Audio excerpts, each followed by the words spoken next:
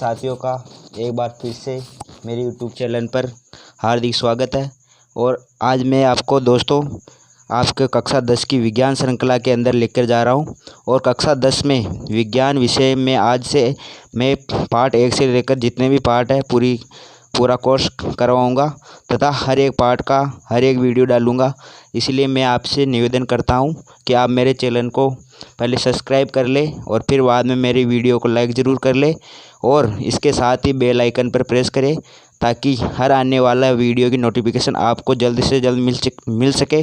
और आज मैं इसी के साथ आज मैं शुभारंभ करता हूं कि और विज्ञान विषय और लॉकडाउन भी समाप्त हो रहा है, स्कूलें भी खुलने वाली है।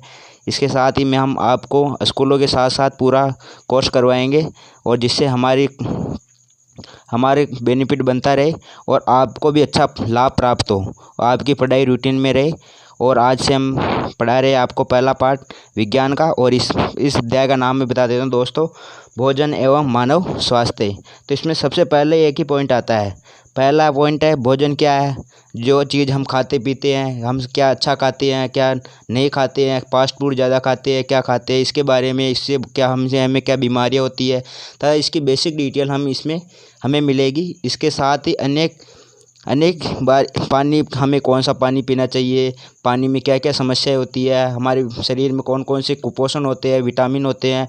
इसके साथ ही हमें जो उनसे विटामिन इसकी कमी से कोई रोग होता है, कौन सा रोग होता है, इसके बारे में हम डिटेल से इस पार्ट में पढ़ेंगे। तथा अंत में हम मिलावटी वस्तुओं के बारे में भी देखेंगे कि कौन सी चीज़ कहाँ मिलावट की जाती है और किस में क्या मिलावट होता है। इसके साथ ये पार्ट इतना ही है और मैं आपको बता देता हूँ कि अब इस पार्ट की मैं शुरुआत कर देता हूँ। तो पहला है भोजन। भोजन क्या है दोस्तों, जो वस्तु हम अपने आहार में काम लेते हैं जिससे हमें ऊर्जा प्राप्त होती है वह भोजन होता है। और इसका रिलेशन मानव संबंध स्वास्थ्य से क्या है, तो मानव स्वास्थ्य से ये है कि हमारा भोजन, कौन सा भोजन हम कर रहे हैं कि हमारा स्वास्थ्य बिल्कुल ठीक है और हम क्या खाना चाहिए, हमें क्या नहीं खाना चाहिए। और इसके साथ मैं आपको बता देता हूँ पहला टॉपिक क्या है इसका। पहला संतुलित भोजन। ये बिल्कुल सिंपल टॉपिक, संतुलित भोजन ऐसा भोजन जिसमें सभी आहार हो, सभी पोषक तत्व उपलब्ध हो। जैसे मैं बता देता हूँ सभी आहार, सभी पोषक तत्व, ऐसा भोजन जिसमें सभी पोषक तत्व उपलब्ध हो।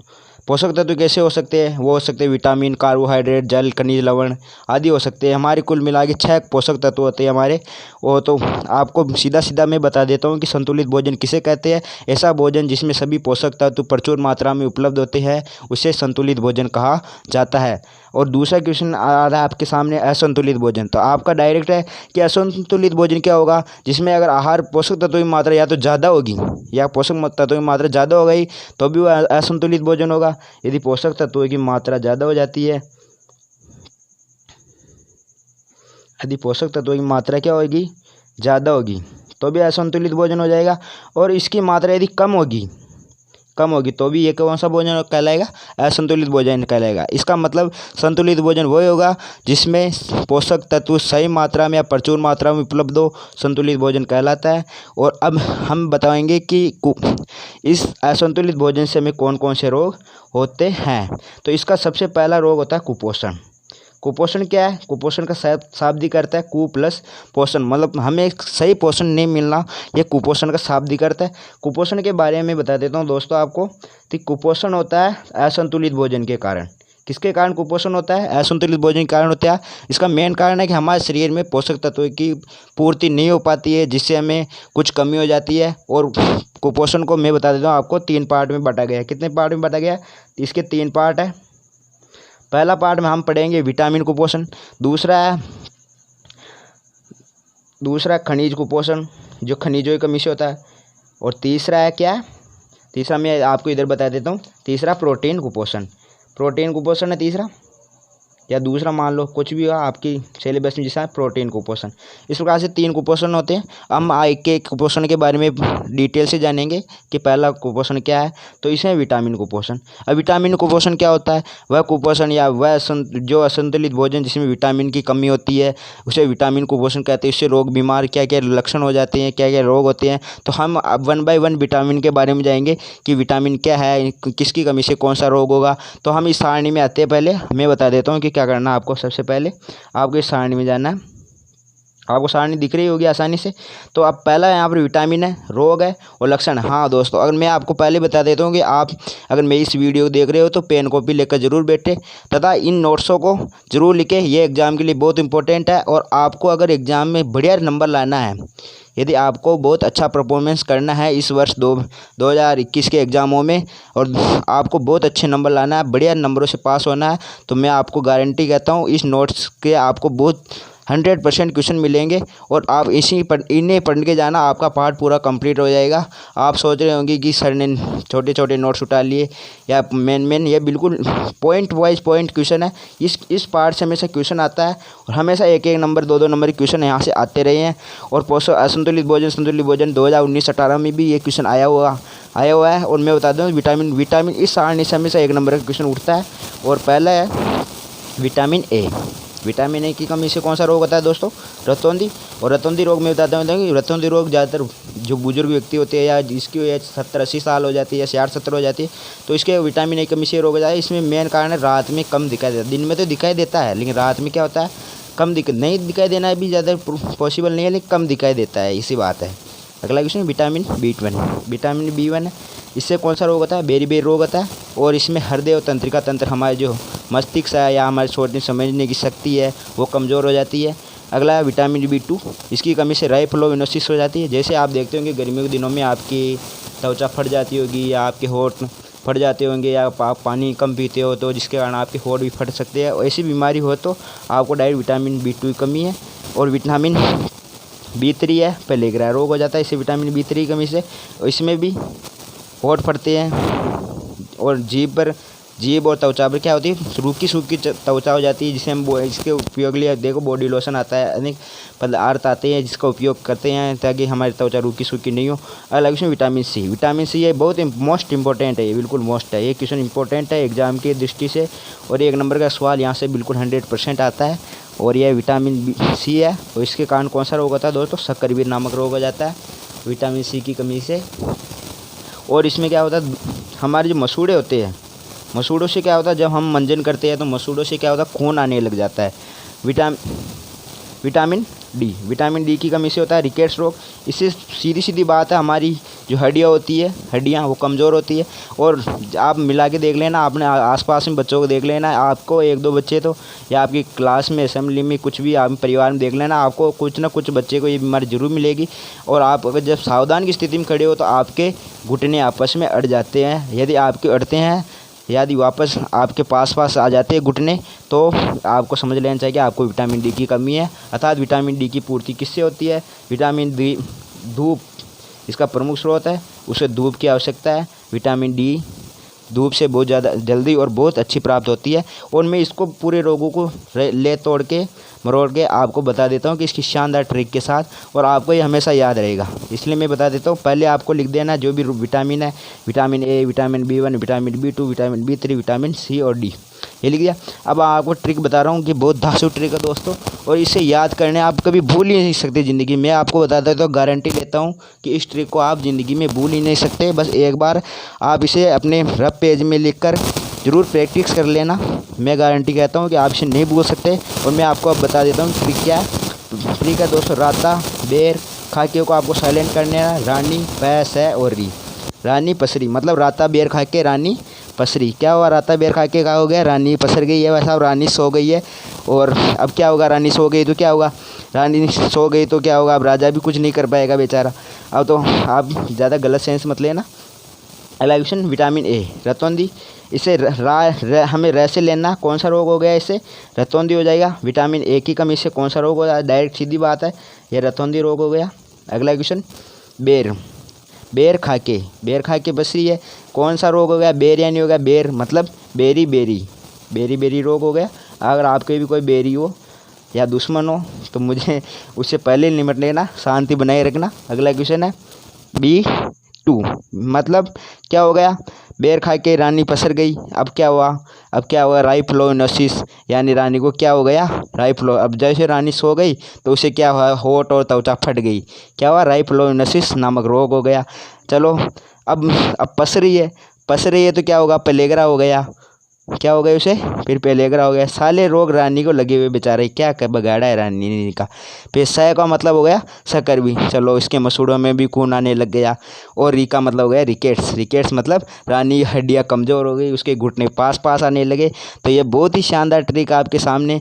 और इसके साथ मैं आपको अगला टॉपिक ले जाता हूँ, विटामिन कुपोषण। इसी के साथ ये बहुत इंपॉर्टेंट, इस सारणी को आप याद करके जाओगे तो आपको 100% इससे क्वेश्चन जरूर मिलेगा एग्जाम में, इस बात की मैं गारंटी लेता हूँ। अगला टॉपिक हमारा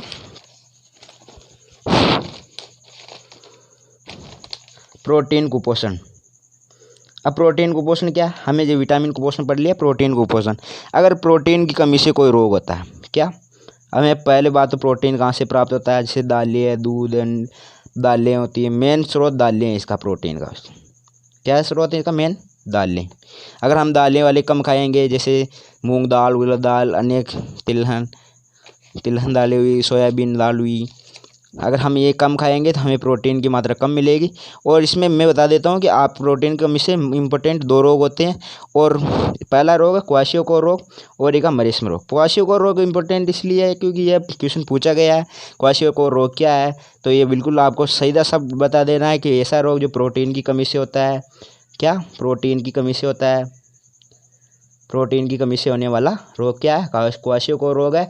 और इसमें क्या क्या लक्षण पाए जाते हैं इसके, तो मैं आपको बताऊं तो इसमें क्या होता है, मोटा जो छोटे बच्चे रहते हैं ना, उसमें होता है ये रोग। क्या होता है, उनके त्वचा पीली पड़ जाती है, पेट सूज जाता है, आंखें बाहर निकल जाती है। आपके अगर आसपास एरिया में सब बच्चा दिखा हो ना, तो आप समझ जाना है कि इसे कौन सा रोग हो चुका है, क्वाशियोकोर रोग हो चुका है। और अगला रोग है मरिस्म। कुछ बच्चे ऐसे अभी देखे होंगे आपने, गरीब फैमिली के या बिलोंग करते होंगे या अच्छे खाते पीते खानदान के नहीं होंगे, तो आपको देखा होगा कि उनके किसी बहुत सूजे हुए, उनका शरीर में हड्डियाँ बाहर निकल रही है, अनेक आपको देखा होगा। तो आप समझ लेना कि इस रोग को, इसको क्या हो सका है, कुपोषण हुआ है। इसका कौन सा कुपोषण हुआ है, इसको प्रोटीन कुपोषण हुआ है। और इसकी हड्डियाँ बाहर निकली हुई है, इसमें भी यही त्वचा चिचड़ी हो गई है, बिल्कुल त्वचा बिल्कुल गाढ़ी हो गई इसकी, और चिड़चिड़ा स्वभाव रहता है, बिल्कुल कुछ से बोलते बोलते चालते तो बिल्कुल है ही नहीं है। और बिल्कुल छोटे रहते हैं, हमेशा रोते ज़रूर रहते हैं, ये बात तो है। इसी के साथ ये अगर ये रोग किसी के हो आप में, तो आप ज़रूर अगर आसपास हो तो आप उसकी हेल्प ज़रूर करना। अगला क्वेश्चन है खनिज कुपोषण रोग। अब मैं बता दूं खनिज कुपोषण क्या होता है।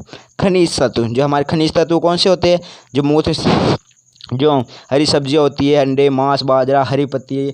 अगर हम हरी सब्जियां नहीं खाएंगे, हमें बहुत ऐड आते हैं टीवी में भी, हरी सब्जियां खाओ, हरी सब्जियां खाओ, हरी सब्जियां खाओ, अंडे खाओ, दूध पियो, मांस खाओ। तो मैं आपको बता देता हूं कि जो शाकाहारी उसके लिए तो मांस अलाउड नहीं है, लेकिन आपको बता देता हूं कि आपको हरी सब्जियां तो हमेशा खानी चाहिए, रोज़ एक टाइम तो हरी सब्जियां खानी चाहिए। अगर ये आप इसमें अगर उपयोग नहीं करते हो तो आपको बिल्कुल ये कन्फर्म है कि आपको खनिज कुपोषण नामक रोग, खनिज कुपोषण कमी से रोग होंगे। और खनिज क्या क्या हो जाते हैं, कैल्शियम, लोह तत्व और आयोडीन, इन 3 खनिज तत्वों की हम यहाँ पर बात करेंगे, इंपॉर्टेंट है। पहला बता देता हूँ कैल्शियम। कैल्शियम होता है, इसके स्रोत है बिल्कुल अंडे, दूध, हरी सब्जियाँ, मांस, बिल्कुल ये पूरे स्रोत है इसके। तो कैल्शियम क्या होता है, ये हड्डियाँ बनाता है, हड्डियों को मजबूत कौन करता है, कैल्शियम। यदि इसकी कमी होगी तो हमारी हड्डियाँ कमज़ोर हो जाएगी।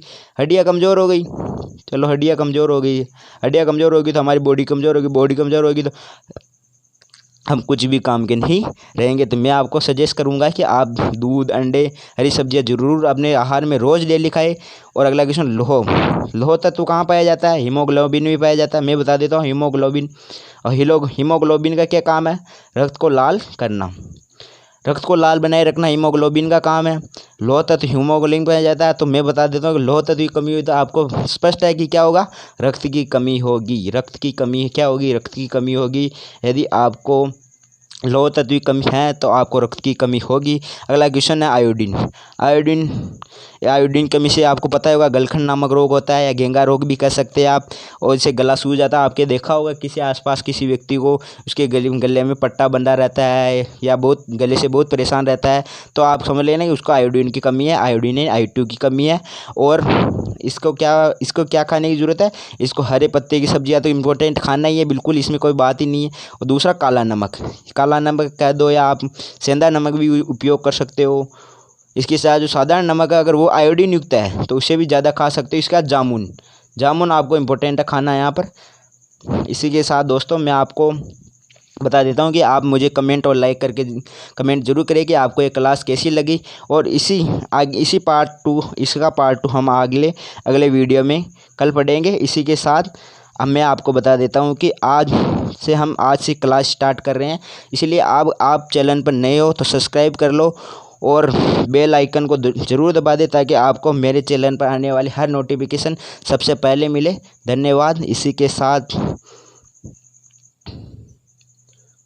राम।